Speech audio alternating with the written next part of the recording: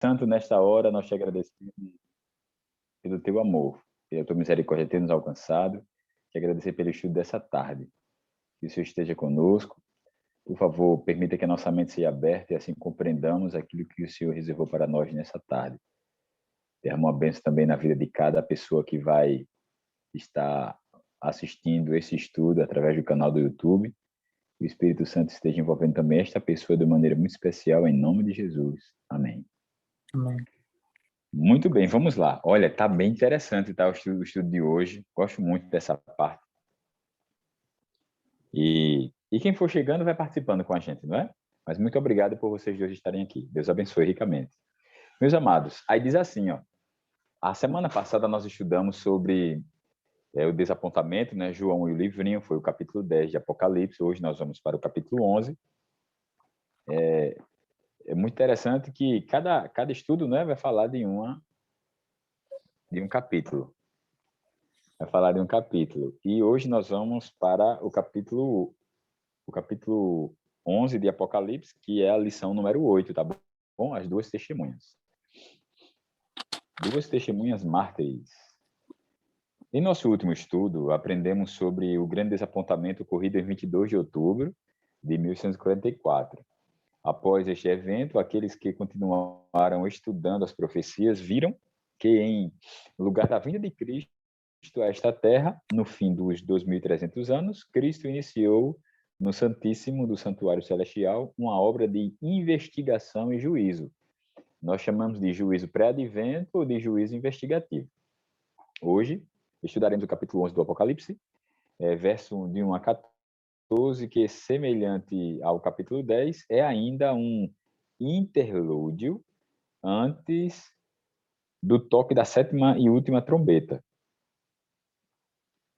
do capítulo 11, verso 15 a 18 de Apocalipse. O que João estava para testemunhar era uma verdadeira batalha entre a Bíblia, a palavra de Deus, e o ateísmo da época, tá? Que nós vamos ver agora a data. Esta batalha alcançou em seu clímax na Revolução Francesa, que ocupa um lugar na profecia bíblica, destacando-se por seu ódio ao cristianismo. Isso aqui é maravilhoso. Só que tem uma pergunta aqui de número 1 que diz assim: o santuário de Deus em destaque. Que ordem aparece em João, capítulo 11, verso 1 e 2? Eita, agora vamos para a Bíblia, né? O mais importante, a palavra de Deus. Vamos ver aqui o que é que o capítulo 11 de Apocalipse nos oferece. Vamos abrir aí. Capítulo 11 de Apocalipse. Vamos sim. Verso 1 e 2. Eu vou ler esse verso agora e depois vocês dois vão continuar a leitura, tá bom? Dos textos bíblicos e também da lição. Verso 1 e 2, diz assim: Foi-me dado um caniço semelhante a uma vara, e também me foi dito: Disponde e mede o santuário de Deus, o seu altar e os que naquele adoram, naquele altar, né? Mas deixa de parte o átrio exterior do santuário e não meças, porque foi ele dado aos gentios. Estes, por 42 meses, calcarão aos pés a cidade santa. Olha só que interessante. Então, nós temos aqui o verso apoiando a pergunta, né? Claro, trazendo a sua resposta, e agora nós vamos ver o que esses dois versos têm a nos explicar. Deus ordenou a João que medisse o santuário. Alguns pensam se tratar do santuário terrestre. Entretanto, quando João recebeu a visão, por volta do ano 96 depois de Cristo, o santuário de Jerusalém havia sido destruído cerca de 26 anos antes, tá? Que foi no ano 70, não é? No ano 70 depois de Cristo, o general romano Tito, com seu exército, arrasou Jerusalém e o templo dos judeus. Então, só pode se tratar do santuário celestial. Perceba que, quando João recebe essa visão, no ano 96 depois de Cristo, Jerusalém já havia sido destruída. Não é assim que diz a lição? Isso aqui é história, tá? Isso aqui é história prova. Então, se a visão foi dada no ano 96 e o santuário, ou Jerusalém, já havia sido destruída, então se tratava do santuário celestial. Concorda comigo? Isso. Não tem, né? Não podia se tratar do santuário terrestre porque já estava sendo destruído. Aí, quanto o santuário celestial, temos aqui a medição do templo, significa que uma obra cuidadosa de investigação deveria ter lugar. Quanto aos adoradores deste santuário, eles representam os fiéis de Deus que passarão agora por um juízo. Juízo se inicia justamente em 22 de outubro de 1144, como visto em nosso último estudo. Assim, percebemos que o capítulo 11 é uma continuação do tema tratado. Perdão, espirrei, ó. Cuidado aí, viu? Cuidado para não chegar até vocês. Eita, que resenha. Hoje tá uma resenha, um espirro, né? Capítulo 11 é uma continuação do capítulo 10. Agora, se nós formos analisar bem, os capítulos do livro de Apocalipse, de acordo com o estudo, eles vão se completando. Quando nós estudamos sobre as 7 igrejas e vimos depois o estudo sobre os 4 cavaleiros e seus respectivos cavalos, nós observamos que foi que tratou também de períodos. Então, uma lição estava ajudando a outra, complementando a outra, né? E assim, os seus períodos. Aqui nós temos uma continuação, aqui na lição número 8. No capítulo 11 de Apocalipse, nós temos o capítulo 11, ou no capítulo 11 de Apocalipse, nós temos a continuação do capítulo 10. E ainda diz, o anjo também informou que o átrio não deveria ser medido. Este átrio representa a terra, ou seja, olha que interessante, ou seja, aqueles que ainda não aceitaram a mensagem do evangelho. Já a cidade santa, que seria calcada, pisada e perseguida por 42 meses, é uma referência à igreja verdadeira que seria objeto de ódio de Satanás e seus agentes, no capítulo 12, verso 6 de Apocalipse. Então, nós temos aqui algo bem interessante acontecendo. Nós temos algo que ocorreu em 22 de outubro de 1154, que nós vimos que foi um grande desapontamento, se cumprindo a profecia do capítulo 10 de Apocalipse. Só que agora nós entramos na história. Claro, né? O outro assunto também ficou marcado na história. Mas aqui nós temos um fato histórico que foi o que eu estudei e é o que vocês estudaram na escola, mais recente que eu, né? Claro, não é verdade? Como vocês são muito jovens e estudaram mais recente que eu, na verdade, sobre a Revolução Francesa, que é um assunto que todo aluno ouve falar. Talvez nem leu, na verdade, talvez nunca leu um assunto desse no livro de história, mas ouviu falar na sala de aula. Concordam comigo? Revolução Sim, sim. Francesa, Revolução Industrial, Revolução fulano de tal, né? A gente ouve falar. Mas a Revolução Francesa ela tem um marco importantíssimo na história, tá? Inclusive na história do cristianismo. Aí, para darmos início a essa situação, né, nós vamos agora para a segunda pergunta. Depois que a gente passa a estudar a Bíblia, é que a gente se lamenta porque porque não se dedicou mais à matéria de história. É verdade, Aleise, verdade. Que bom que você veio. Eu tinha perguntado aqui os meninos se você viria. Eu cheguei Bem-vinda. agora, estava almoçando. Ótimo.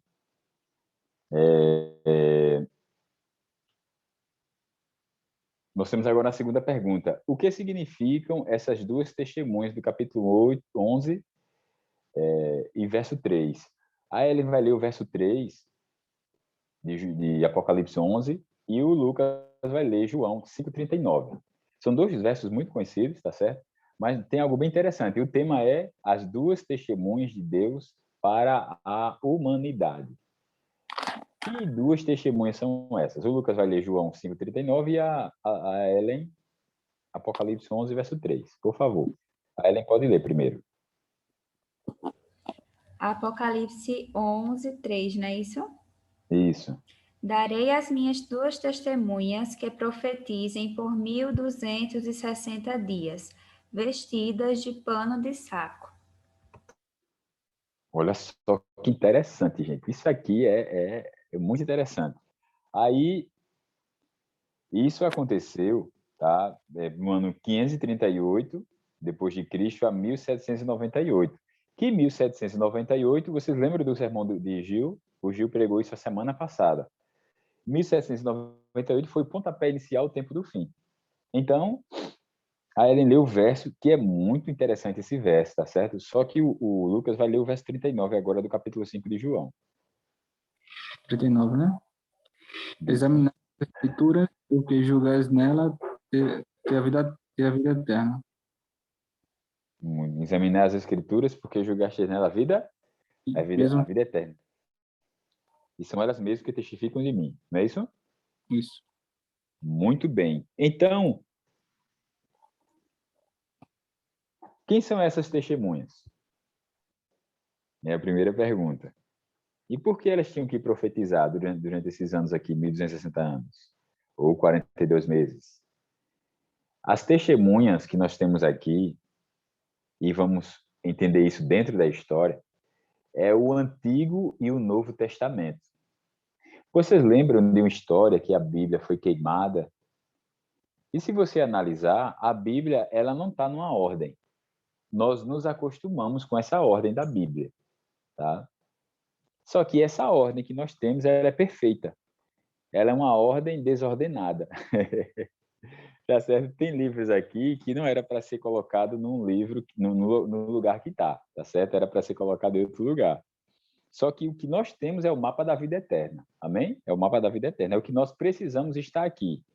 Se o livro de Gênesis estivesse no meio da Bíblia, não teria problema. Não teria problema. Por quê, Léo?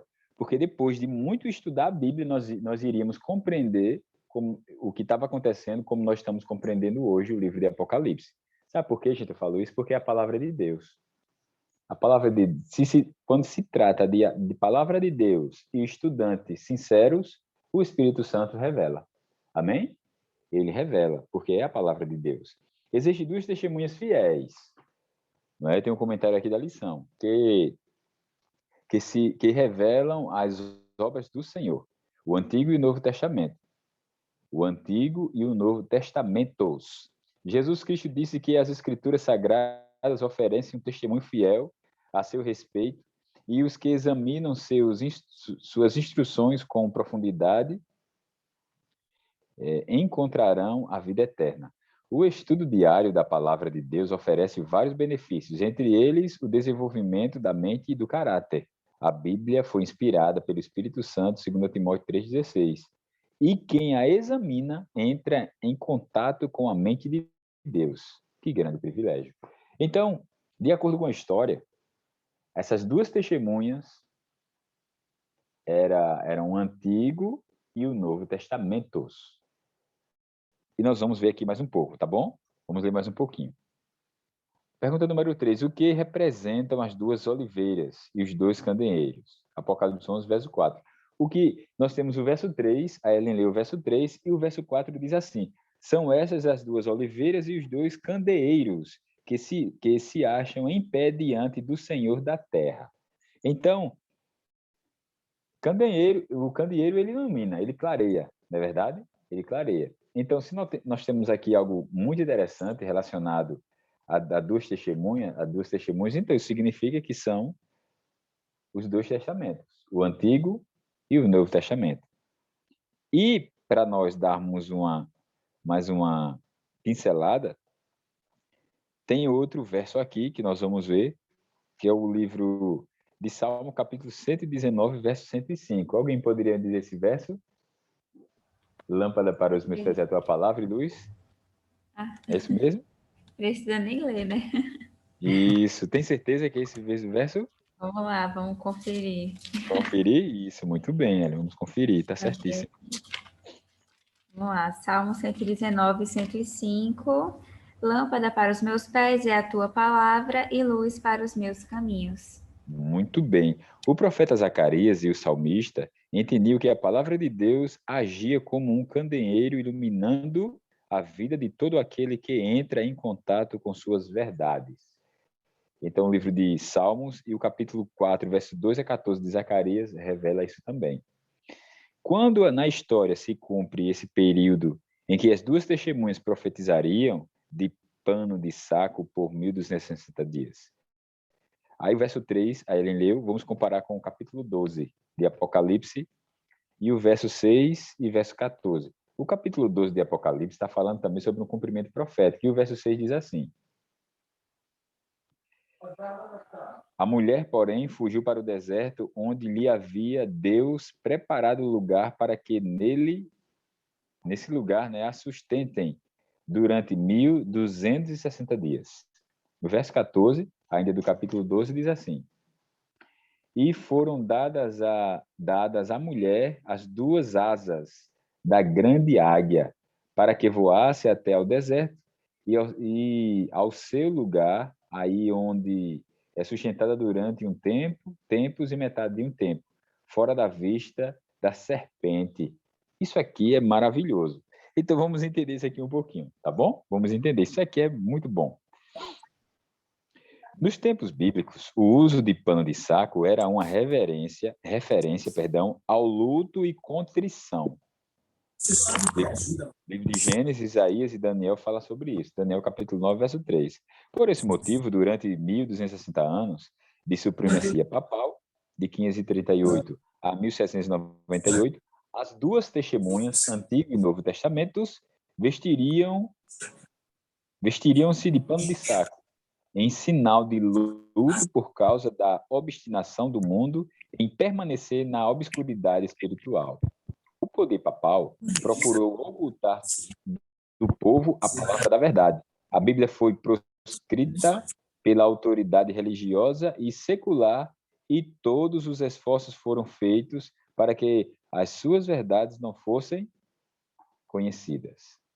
Quando os mensageiros de Deus ousavam proclamar suas sagradas verdades, eram perseguidos, traídos, torturados e martirizados por sua fé. Muitos foram obrigados a fugir para as fortalezas das montanhas e cavernas da terra. Então, profetizavam as fiéis testemunhas vestidas de saco. Contudo, continuavam com seu testemunho por todo o período dos 1.260 anos.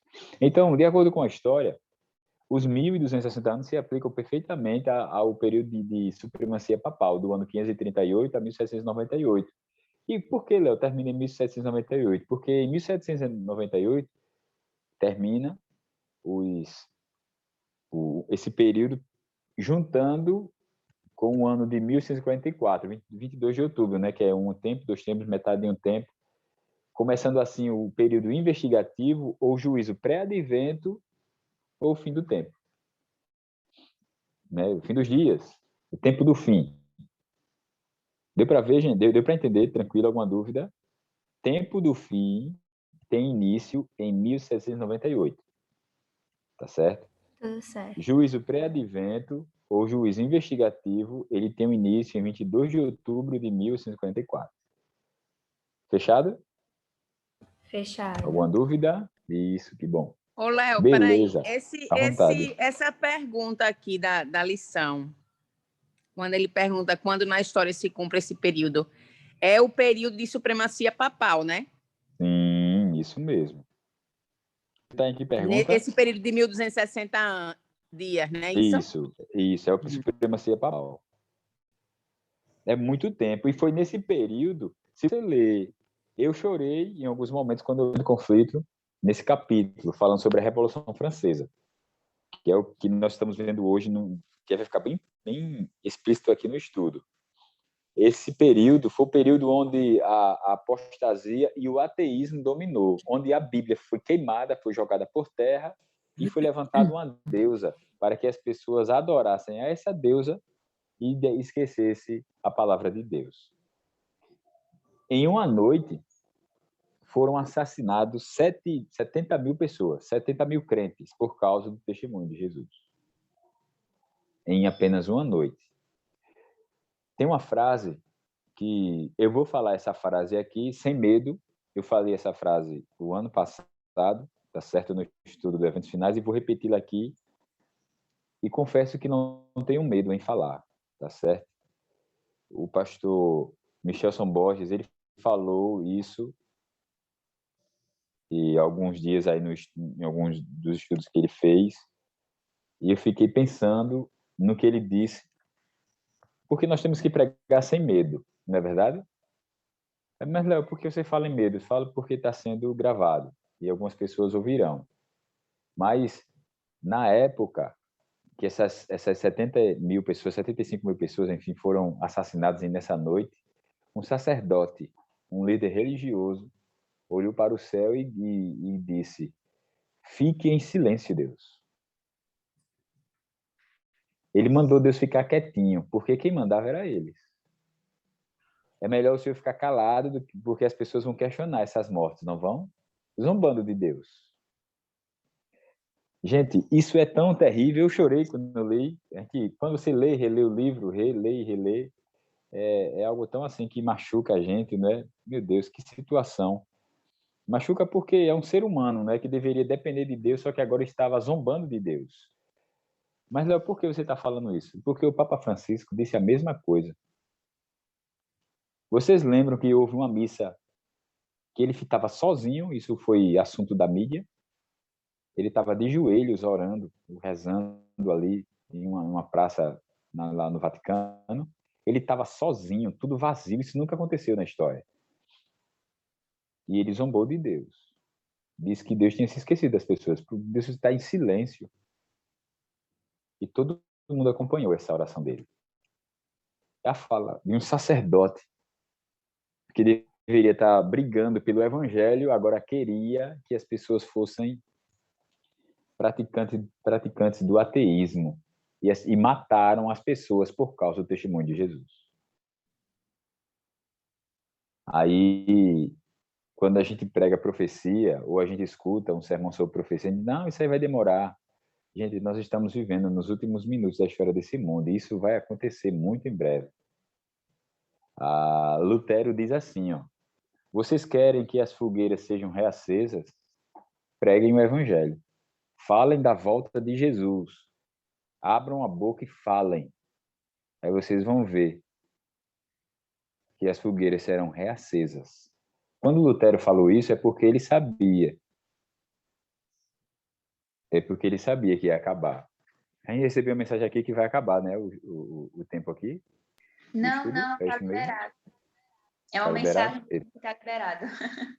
Tudo bem. Beleza. Vou colocar aqui. Vou segurar um pouquinho o celular que vai descarregar.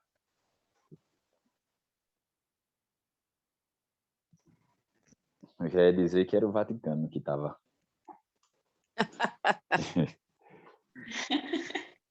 Tá proibindo a eita, meu pai. A obra das trevas. Vamos agora.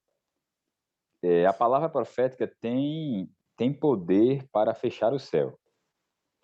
Isso está... Nós vamos ver alguns versos agora. Eu vou pedir para a Leise ler 11, verso 6 de Apocalipse. A Ellen vai ler 1 Reis 17, verso 1. O Lucas vai ler Lucas 4, 25. Combinado? Cada um lê um verso e eu vou ler aqui Tiago, capítulo 5, tá bom? Combinado? Então a Leise vai ler Apocalipse 11, verso 6. Diz assim: estes homens têm poder para fechar o céu, de modo que não chova durante o tempo em que estiverem profetizando, e têm poder para transformar a água em sangue e ferir a terra com toda sorte de pragas, quantas vezes desejarem. Misericórdia. Então vamos agora para a 1 Reis, capítulo 17, verso 1. Diz assim: Elias, que era de Tisbe, em Gileade, disse ao rei Acabe: tão certo como vive o Senhor, Deus de Israel, a quem sirvo, não haverá orvalho nem chuva durante os próximos anos, até que eu ordene. Olha só, a autoridade, né, do homem. Lucas 4, 25.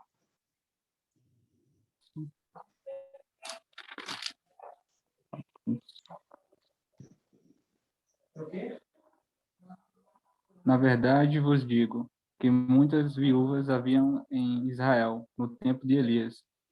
É 4:25? Isso. Isso, verso 25. Que muitas viúvas haviam em Israel no tempo de Elias, quando o céu se fechou por 3 anos e 6 meses, reinando grande fome em toda a terra. E agora, Tiago, capítulo 5, verso 17 e 18, diz assim: Elias era homem semelhante a nós, sujeito aos mesmos sentimentos, e orou com instância para que não chovesse sobre a terra, e por 3 anos e 6 meses não choveu. E orou de novo, e o céu deu chuva, e a terra fez germinar seus frutos. Isso aqui é bíblico. Isso aqui foi ordem divina. E aconteceu. Aí, o comentário... Aliás, você pode ler pela palavra de Deus? Esse parágrafo aí, esse parágrafo.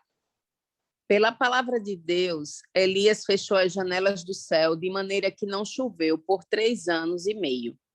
Assim como esse ato de juízo do profeta foi cumprido, também as ameaças e os julgamentos pronunciados pela palavra contra qualquer pessoa que se torne objeto da condenação divina certamente serão cumpridos. Os homens que resistem à palavra de Deus ou simplesmente não se interessam em examiná-la serão condenados por seus decretos e terão o céu fechado para que não chova. Ou seja, eles não receberão seus benefícios, ao contrário disso, serão condenados pelo tribunal divino. Misericórdia. Há poder no nome santo do Senhor. Há poder na palavra de um crente, não é verdade? E também há cumprimento de promessas na vida daquele que busca, e promessas também de destruição na vida daquele que não quer nada, daquele que vive na desobediência, não é verdade? E quem quer, eu quero viver a minha vontade, tudo bem. Eu quero viver de acordo com a vontade de Deus, tudo bem, amém. Não é? Então, nós somos livres para isso. Olha só o que diz a sexta pergunta, a besta que surge do abismo. Perceba que nós temos uma sequência aqui, tá? Nós tivemos as duas testemunhas, nós temos o período da Revolução Francesa, e agora nós temos uma pergunta número 6. Quem é a besta que surge do abismo e o que faria com a Bíblia? Verso 6. Quem pode ler o verso 6 do capítulo 11 de Apocalipse? Verso 7. Isso, verso 7. Obrigado. Verso 7. A Leide Quando lê o ele... 7, a Ellen lê o capítulo 20, verso 2 e 3. Ok. Como? Quando eles tiverem terminado o seu testemunho, a besta que vem do abismo os atacará e irá vencê-los e matá-los. Olha só, que besta é essa? Satanás, né? É a França, que ela sai do abismo, tá? A Bíblia foi deitada por terra durante 3 anos e meio, que foi o tempo dado aqui, né, no texto bíblico, tá certo? E realmente é Satanás, né? Não dá para Ele, uma né, pessoa de Deus fazer informa um negócio desse. Com usando as certeza, Leise. pessoas. Verdade. É para ler Então, Apocalipse agora 20? capítulo 20, verso 2 e 3. Diz assim: Ele prendeu o dragão, a antiga serpente, que é o diabo, Satanás, e o acorrentou por 1000 anos. O anjo lançou no abismo e fechou, e pôs um lacre na porta, de modo que ele não pudesse mais enganar as nações, até que terminassem os 1000 anos. Depois disso, é necessário que ele seja solto por um pouco de tempo. Muito bem. Então, nós temos a resposta bíblica, né, que é Satanás. Mas só que ele usa instrumentos, não é verdade? Então, agora nós vamos Sim. para o comentário, tá certo? E é tão claro isso, né? Uma pessoa usada por Deus não vai fazer o que a França fez, não é verdade? De jeito nenhum, não vai fazer o que a França fez. É tão forte o cumprimento profético que depois que as duas testemunhas, após testemunharem na praça, não é? E assim, voltar ao vigor, tudo muda na vida da França. Porque a palavra de Deus transforma. Eu vou pedir para a Liz ler, né, o comentário da pergunta número 6, por favor. Aí a gente vai ter um esclarecimento bem legal aqui sobre essa parte do abismo, não é, com que a lei deixou bem claro que é o próprio Satanás, e realmente. Pode ficar à vontade, minha querida. A besta que sobe do abismo é Satanás, e ele usaria instrumentalidades humanas para consecução de seus propósitos. A grande cidade, mencionada no verso 8, em cujas ruas as testemunhas foram mortas, é espiritualmente Sodoma e o Egito. De todas as nações da Bíblia, o Egito, de maneira mais ousada, negou a existência de Deus e resistiu aos seus preceitos. Quando Deus lhe falou através de Moisés, ele orgulhosamente respondeu: quem é o Senhor para que ele ouça, eu a vós, e deixe ir a Israel? Não conheço o Senhor, nem tampouco deixarei ir a Israel. Isto é ateísmo, e a nação representada pelo Egito daria expressão a uma negação idêntica às reivindicações do Deus vivo. Continuo? Continue, só um momento. Mas nós percebemos aqui que o comentário da lição, ele faz uma comparação com o Egito e com Sodoma. Não é verdade? Só que ela já foi destruída. Aí, mas num comentário, o pastor colocou aqui. Só que nós vamos entender agora a situação profética, tá certo? Da atualidade. Não podia ser de Sodoma, porque Sodoma já havia sido destruída. Mas o que estava acontecendo em Sodoma era algo terrível, do mesmo jeito que aconteceu no período da Revolução Francesa, onde eles tiraram a Bíblia e colocaram uma mulher, né, colocam uma deusa fulano de tal aqui para ser adorada. Lembra dessa parte? E o grande conflito deixa isso muito bem claro, né? Pode continuar, por favor. Nós teremos aqui um esclarecimento melhor. A grande cidade representa também Sodoma. A corrupção desta cidade na violação da lei de Deus manifestou-se especialmente na licenciosidade. Este pecado também deveria ser característica preeminente da nação que cumpriria as especificações deste texto. O ateísmo de Faraó e a licenciosidade de Sodoma têm seu exato cumprimento na história da França. O poder ateísta que governou na França durante a Revolução e reinado do terror desencadeou contra Deus e sua palavra uma guerra jamais vista. O culto à divindade foi abolido pela Assembleia Nacional. Bíblias eram recolhidas e publicamente queimadas. A lei de Deus era calcada a pés. O dia de repouso semanal, o sábado, foi posto de lado, e em seu lugar, cada 10º dia era dedicado à orgia e blasfêmia. O batismo e a comunhão foram proibidos, e anúncios fixados visivelmente nos cemitérios declaravam ser a morte um sono eterno. O Apocalipse também diz onde Nosso Senhor foi crucificado.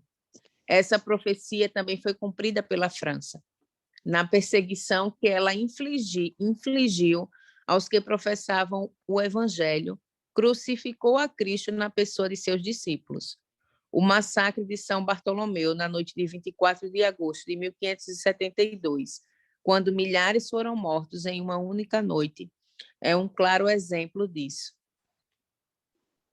Misericórdia. Isso está escrito, gente, no livro Grande Conflito, tá? Fiquem à vontade para dar lida. É muito bom e dá uma clareada bem legal na mente com relação a fatos históricos. Eu volto à fala da lei dessa última parte, onde milhares foram mortos em uma única noite. Ou foram 70 ou 75 mil, viu? Foi esse número. Ou foi 70 ou 75 mil crentes que morreram em apenas uma noite com a ordem do sacerdote.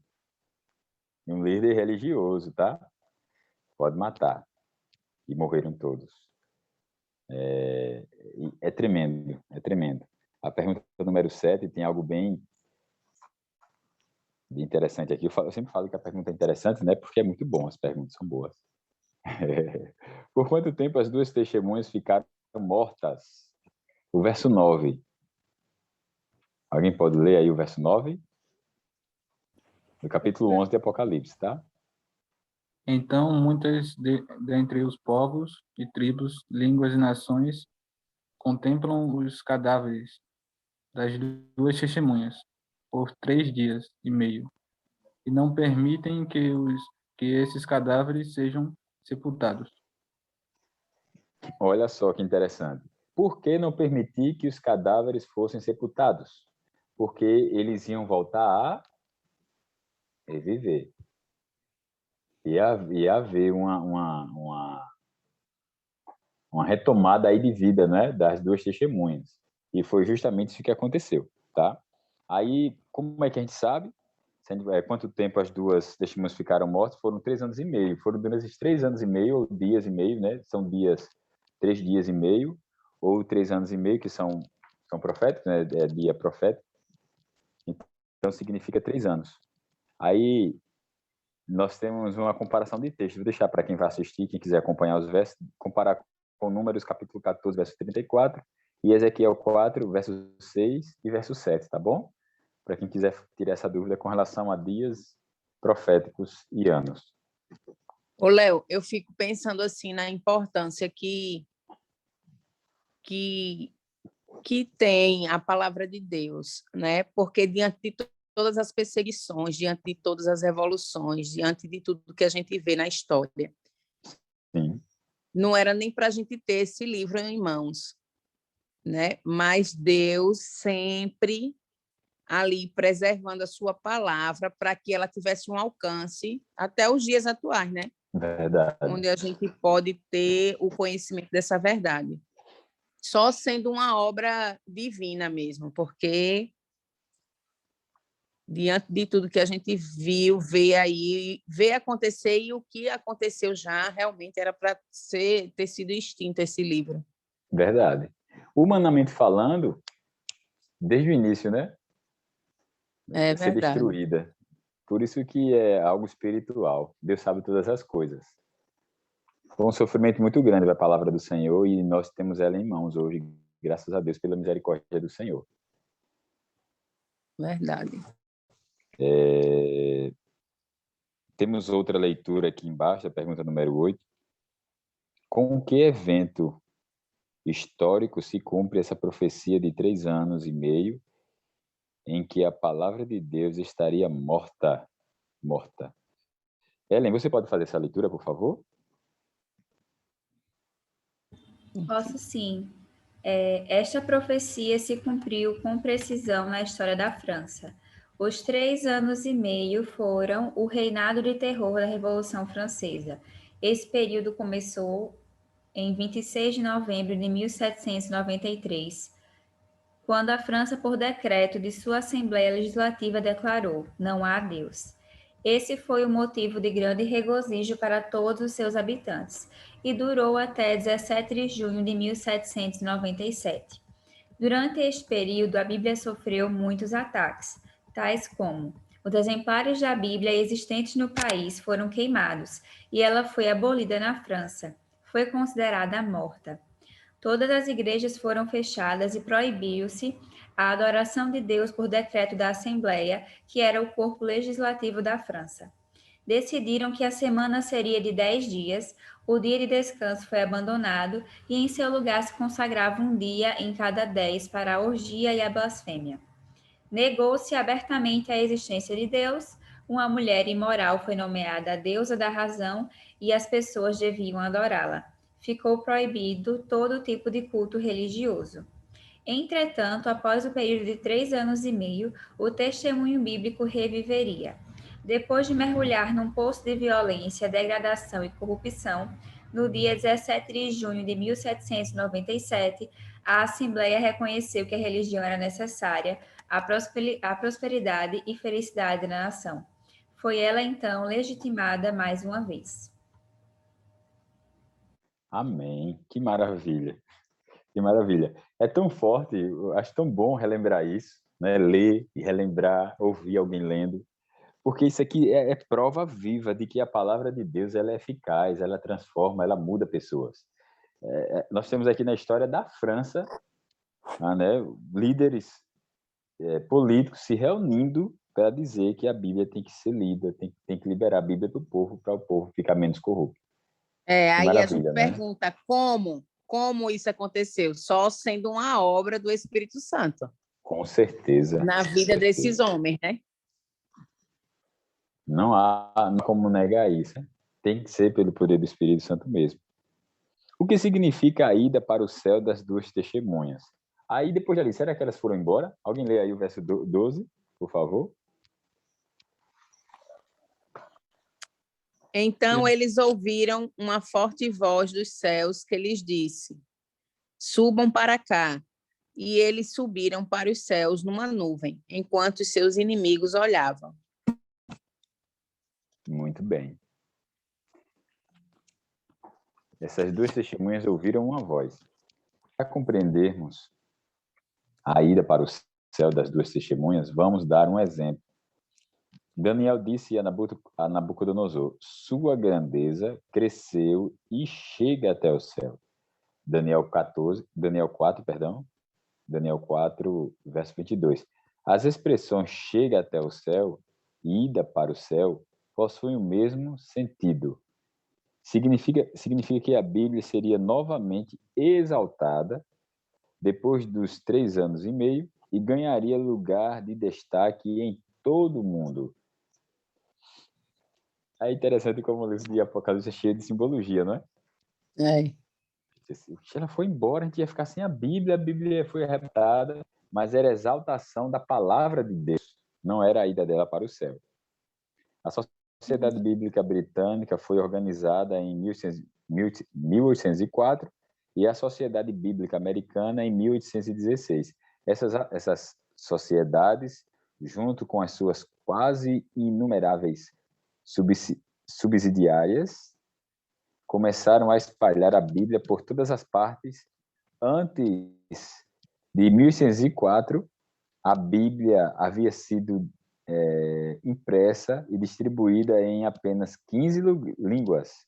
Até dezembro de 2012, já foram registradas até dezembro de 2012, já foram registradas publicações do texto bíblico de mais de 2.500 diferentes línguas. Olha, vou voltar. 15 línguas foi o primeiro ponto. E até 2012, em 1804, me perdoem aí, é que a data fica do desapontamento da cabeça. Em 1804 só tinham 15 línguas, ela só tinha sido traduzida em 15 línguas. E até 2012, dezembro de 2012, tá? Ela já foi traduzida em mais de 2.500 diferentes línguas, para a honra e glória do nosso Deus. Então, o Evangelho está se espalhando. O Evangelho está se espalhando e falta muito pouco para nos encontrarmos com o Senhor. Amém. A palavra de Deus sofreu ataques terríveis no decorrer da história, mas o mais interessante é que ela mesma apresenta profecias acerca destas investidas, oferecendo inclusive datas e períodos. O que você acha disso? Deus, por meio de sua palavra, demonstra que podemos confiar em suas revelações e, mais do que isso, que devemos examinar as Escrituras e viver conforme seus ensinos para termos uma vida segura e uma vida feliz. Que maravilha. Pois é, antes de tudo, né, Deus já havia dito o que ia acontecer, já deixou tudo muito claro aí para a gente. A gente só está vendo as coisas acontecendo. Verdade. Verdade. Já estamos vendo. Agora, as coisas se cumprindo, na verdade. Na próxima semana, nós iremos estudar a mulher e o dragão. É interessante que nós não esqueçamos desse estudo número 8, tá certo? Que falou sobre as duas testemunhas. E nós vamos ver essa lição número 9, que vai falar no capítulo 12 de Apocalipse. Tá bom? A mulher e o dragão. E nós vamos ver a importância desse capítulo 8. Foi tão forte, da lição número 8, no capítulo 11 de Apocalipse, sobre essas duas testemunhas. Será que vai ajudar a entender mais? Será que vão casar os dois estudos? Né? Então, sábado que vem, em nome de Jesus, nós iremos compreender essa parte. Combinado? Amém. Que maravilha. Essa parte aqui da declaração de fé eu sempre acho interessante no final dos estudos, né? Porque é como se levasse a gente, após cada estudo, a tomar uma decisão. Aí eu acho bem Ótimo. interessante, que é importante, né? A gente não só estudar, mas tomar decisões à medida que adquire o conhecimento. Isso. Então, vamos fazer? Vamos sim. Você quer fazer? Pode ser.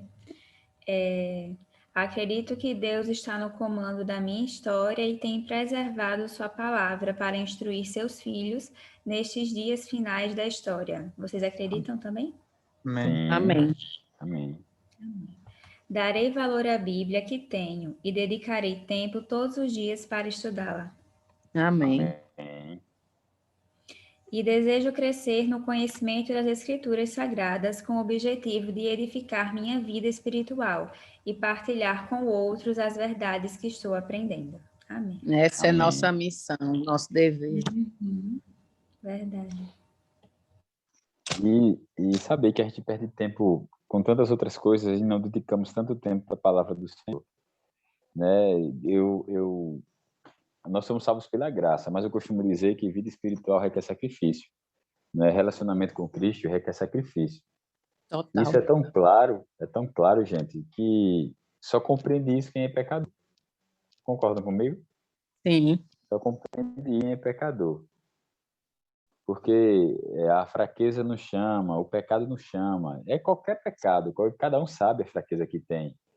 Né? Eu dedico tantas horas à internet, tantas horas ao WhatsApp, tantas horas a filmes, tantas horas a me enchendo daquilo que não satisfaz o espiritual, que quando eu vou para o que é espiritual, se torna um fardo da minha vida.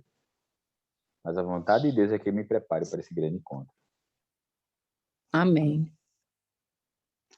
Que maravilha. Então, sábado estaremos juntos. Alguma dúvida? Ficou alguma dúvida? Ficou claro esse estudo de hoje? Para mim, sim. Bom, ponto histórico, né? Que maravilha.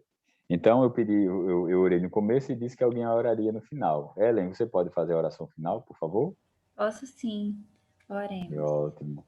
Senhor, muito obrigada por mais um estudo da tua palavra. Sempre continue nos guiando para o entendimento do que o Senhor nos revelou, que a gente possa estar preparado, né, para poder levar essa mensagem para outras pessoas.